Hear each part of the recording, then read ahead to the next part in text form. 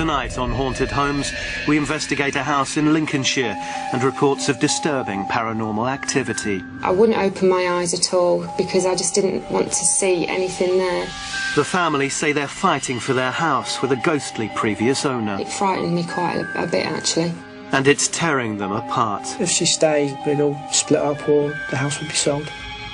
Can psychic Mia Dolan help the Stevens? Whose moves the pillows? I could just see an outline of a face and of a body. You don't look too good, Bob. You all right? Really? She's here.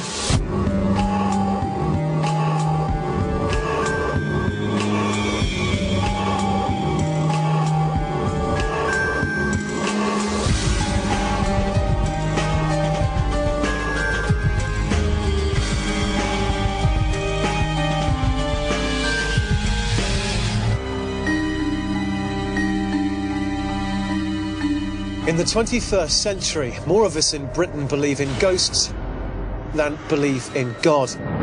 In one recent survey, 68% of people questioned expressed a belief in the paranormal, so-called phantoms, ghouls, and even things that go bump in the night. Tonight, we investigate an ordinary home in Lincolnshire.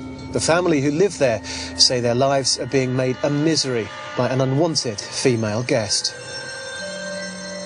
Bob Stevens, a member of the Royal Air Force, and Shelley Stevens, a staff nurse, live with their two children, Daniel, 13, and Alicia, 9.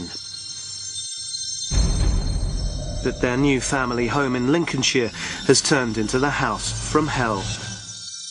After 15 years of marriage, living in RAF married quarters, Shelley and Bob finally bought and renovated their first home. It was a very old house, lots of character. I'd been looking at loads of magazines, House Beautiful and things, and thought, yeah, I can do some of this, so let's go for it. It's a lovely house, it's a beautiful house, and it's put a lot of blood and tears into it. Things started to go wrong even before they moved in. Bob was stationed away from home, and Shelley had to start the renovation work alone. Because Bob was initially away when we first started the renovation of the project, I thought it would be a good idea to take photographs just to keep a scrapbook of all the hard work we've done in the place. But the Stevens believe that one of the photographs revealed two ghostly faces that couldn't be explained. When I picked out the faces for the first time, I was just gobsmacked, and it really did freak me out. It was those shadow-like impressions looking out from the upstairs window that convinced Shelley and her friends that she had a visitor in the house. The first two photographs in the scrapbook were of outside of the house, and as soon as I opened the scrapbook and looked, she was just there. I just saw her straight away, looking out of the top window in the middle of the house, and a child underneath. The majority of people can pick these faces out as clear as anything. We just thought, oh, we might have a ghost here. It frightened me quite a bit, actually. More frightening things were to come when they claim one of the ghostly figures started to appear in their bedroom at night. The lady, I've actually seen her. I woke up in the morning, both my husband and I said we've had a bad night's sleep, and I said, yeah, she was in the room. She's been stood at the end of my bed. Bob says he saw her too. The following morning she mentioned it to me, and I said, yeah, she was standing in that corner, and she said, yeah, that's exactly where she saw her as well. Shelley and Bob claim that one of the ghosts had worryingly started to talk to their children. He'd introduced himself as Michael. My daughter, Alicia, has spoken to Michael Young at night in bed. She sat up and played with him, and eventually she turns around and says, please go away now, Michael, leave me alone. With a name put to one spectral face, what about the other? We've called the lady Mabel, which puts the children at ease a little bit more. But the Stevens claim they've had an even more chilling experience with Mabel. My wife was woken one night by sort of a breathing sensation being on her face. It was kind of in a circular motion. It frightened me, it woke me up, and I just turned over. I wouldn't open my eyes at all because I just didn't want to see anything there. According to the Stevens, the paranormal activity wasn't just contained to the upstairs in the dead of night. Downstairs, chairs, they say, were mysteriously shifting positions. Latches on doors moved on their own. And the radio would switch itself on and off on or change channel for no earthly reason. And it didn't stop there. One of the other big experiences we've had in the house has been the light switch in the dining room. It kept blowing. This may seem like a simple wiring problem, but some believe that electrical faults are often associated with paranormal activity. We've actually taken everything out, the metalwork, which goes into the brickwork, rewired it all up. The electricians had a look at it, there's no problems with it, no explanation. Decided to go and speak to the padre at work, and he said yes, he'll come out and bless the house. He went into my daughter's bedroom, which at that point we were having a lot of problems with the young boy ghost, and he asked to be left alone for an hour. He felt a strong presence in that room, and he blessed the room.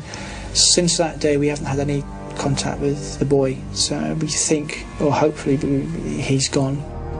After what they claim was a successful blessing by the padre, Bob felt more comfortable about leaving Shelley and the children alone at night. A few weeks ago, Bob was out working one night and Daniel and I were sat in the lounge. Alicia was in bed and we heard a scream upstairs. And she was shouting to me, Mum, she's in my bedroom, please get her out, I can't go in there. Daniel and I looked at each other and thought, oh no, we're going to have to go investigate this. So we both went upstairs together, but by the time I got there, there was nobody there. But now Alicia will not go to sleep unless the bedroom light's on in my room, which shines a little bit into her room. We gave Bob and Shelley a camera in the run-up to our expert's visit to make a video diary so they could let us know how they were feeling and what was happening in the house. It was 12:45. I've given up on the film. I started watching it and I felt very uneasy. Probably for the last hour and a half, something was watching me from the living room door by the front of the house. It got very cold.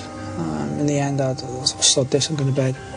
I haven't felt right at all tonight. I've really had enough of this. What with the bangs at night, disturbances, sounds like people's walking up the stairs, we have restless nights, sleepless nights, we're totally fed up. Objects get moved, I can't even listen to the radio on my own. I do worry for the children because you can't explain really what's going on apart from that there is somebody in the house and I can't get rid of her.